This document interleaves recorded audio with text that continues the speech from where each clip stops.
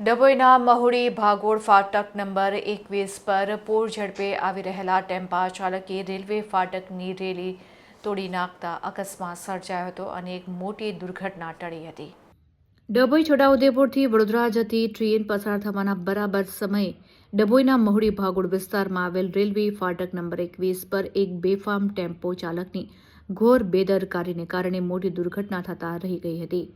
આ ઘટનામાં કોઈ જાનહાની નથી થઈ, પરંતુ ટેમ્પો ચાલક ફાટક તોડીને ફરાર થઈ ગયો હતો, જેને પગલે રેલવે પોલીસે તપાસના ચક્રો ગતિમાન કર્યા છે।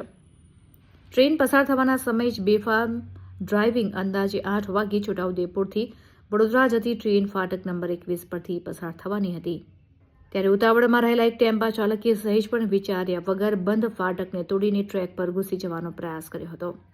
આ અંધાધૂંધ ડ્રાઇવિંગને કારણે રેલવે ફાટકને મોટું નુકસાન થયું હતું અને તે તૂટી ગયું હતું।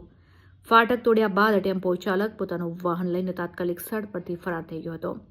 કર્મચારીઓની સતર્કતાથી મોટી જાનહાની ટળી અને ફાટક તૂટી જવાની જાણ થતાં જ રેલવેના ફરજ પરના કર્મચારીઓ તાત્કાલિક ઘટના સ્થળ પર દોડી આવ્યા હતા। તેમણે સમય સૂચકતા વાપરીને તૂટેલા ફાટકને બદલે તાત્કાલિક ધોરણે નાનો ગેટ લગાવીને ટ્રેન પસાર થવાનો માર્ગ સુરક્ષિત કર્યો હતો। કર્મચારીઓની આ સમયસરની કાર્યવાહીને કારણે જ નિર્ધારિત સમયે ટ્રેનને પસાર કરાવી શકાઈ હતી અને કોઈ મોટી જાનહાની કે ટ્રેન અકસ્માત થતાં અટકાવવામાં સફળતા મેળવી હતી।